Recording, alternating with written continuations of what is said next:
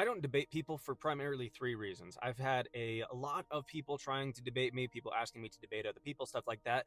And so, quite literally, I just want to explain this first and foremost. I don't have the time. I barely have the time to make these videos. I have to squeeze in this time. So, I have a client in less than 20 minutes, and I am booking it to try to film this video as fast as possible, and then I will edit it during my lunch break. I'm trying to go through this stuff very quickly. I don't have any time to do this stuff. So I definitely don't have time to actually go onto a live and actually debate someone for up to an hour or whatever the actual format of it would be. I do not have the time to do that yet. So eventually I will start debating people, but as of right now, that is the primary reason I don't debate people. The second reason is basically the whole concept of do not throw pearls before the swine, that kind of thing. The people that are often trying to debate me, or that people want me to debate, they're people who are so close-minded that they would never listen. They would never actually change. They're the kind of people that would be like the rich man in Hades in Luke 16, where Abraham is saying, no matter what would happen, even if someone came back from the dead, they're still not going to believe. So that's the kind of problem that I have with it, because it's not going to be productive for that person. It's not going to be productive because they're hard-headed, I'm hard-headed, and their foundation is in something else. Okay, so my foundation is in God. My foundation is exclusively in the Bible. That's what sola scriptura means. It means that this is the foundation that every single one of my arguments is going to come from. But whenever you have someone like a Roman Catholic, for example, they're going to be arguing with sola ecclesia, not sola scriptura. So they're going to be going off of the church traditions. They're going to be going off of the teachings and everything that has happened involving their fallible men who have done evil, disgusting, sinful things throughout history, and then say that that is God's infallible church, and that is just absolutely nonsense. But regardless, that's going to be one of the main problems with that, is that it's not going to be productive for them. It's going to be productive for the audience who's watching, which is the point of the debate in the first place, so that you guys can actually have something told to you.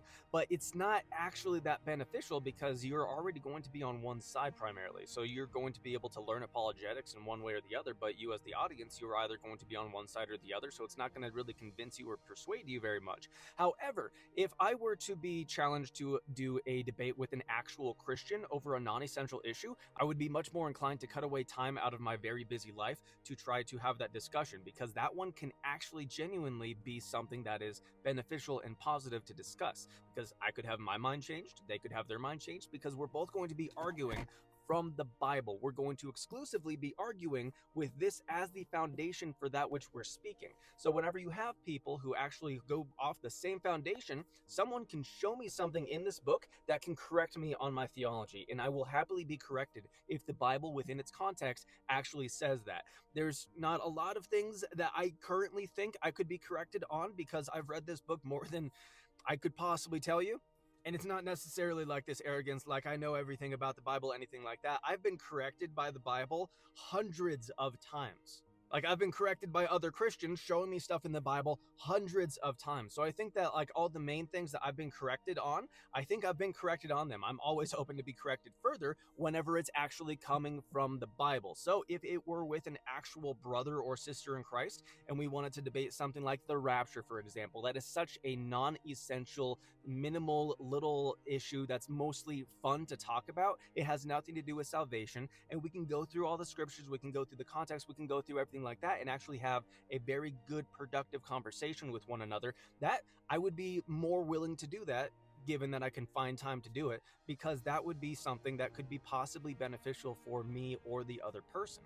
And that's a good thing. But debating a Mormon, there's very little chance that the Mormon's going to become a Christian, so it's casting pearls before swine. It's casting those pearls before people who are not going to want to pick them up or value them. I'm going to be giving that information to someone who is going to spit in the face of God and reject it. They don't want God, they don't want Jesus, so they're not going to take it unless God changes their mind. And the odds of that happening in a debate are going to be even slimmer, because they're going to be in the defense and on an offense, where they're going to try to oppose it in every possible way they can, because that's how the animosity that we hold towards God actually is. And the third reason, which is the lowest of the reasons, is I don't have a great temper. This is something I'm working on, and I'm very honest about it. I'm very pugnacious. I'm very quick to get angry at stuff. And it's not an anger I would hit you or any nonsense like that, but I get frustrated really easily, and then I might end up saying something that I regret, and I really am trying to work on that. I'm repenting with that. But ever since I quit nicotine, that's the result of that. That's how it is. When you stop doing nicotine, it's been years, and I'm still in that level. Like, it hasn't changed at all in years. I've been working on it. I've been trying with it. I've been doing like different exercises for that and all these different things. I've been reading books, like Gary Chapman has a book on anger. The Bible talks about anger, and I'm very familiar with like righteous anger. And typically it is a righteous anger, but it's still an emotion that I'm trying to hold under control a little bit better. But it is still a byproduct of me making myself get addicted to something, and then the lack of that substance being in my life has created that necessity in my brain, that need, that craving for something still that remains there. It's never going to go away. Those kind of cravings do not go away. They do not stop. So it just leads to this kind of weird, tricky situation where you're going to perpetually have this short temper for a long amount of time, potentially forever. So I'm really working on that, but I would rather not get angry. Like, if I can just avoid getting angry, I would rather not be angry. So if I get up against someone who is just absolutely nonsensical, hard-headed, illogical, that is going to be frustrating, and I don't want to put myself in that position, because it's not worth it to talk to that person about something. Because like, I've had a lot of these people who are responding to my videos and making responses and stuff like that, and I don't watch 90% of the videos that are done as responses to me, because I'm familiar with the channel that's doing it. And that channel typically is going to be a heretical channel, or they're going to be Catholic, or they're going to be Mormon, or they're going to be someone who is just so incredibly hard-headed, and they are just living this animosity, this hatred towards God, and they're expressing that so publicly with following their cult to a T. So I just don't want to put myself in that position that's going to make me that angry, that frustrated, because like, hey, life right now, life is hard right now. Life is not fun right now. So right now, while I'm trying to live through life and deal with the stress and everything that I'm going through, I'm trying to like just be as happy as I can.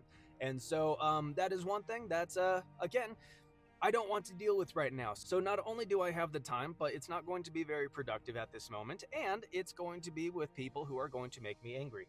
I will be debating people in the future when I have more time and whenever kind of like the stress of everything kind of calms down. So I will absolutely be debating people in the future.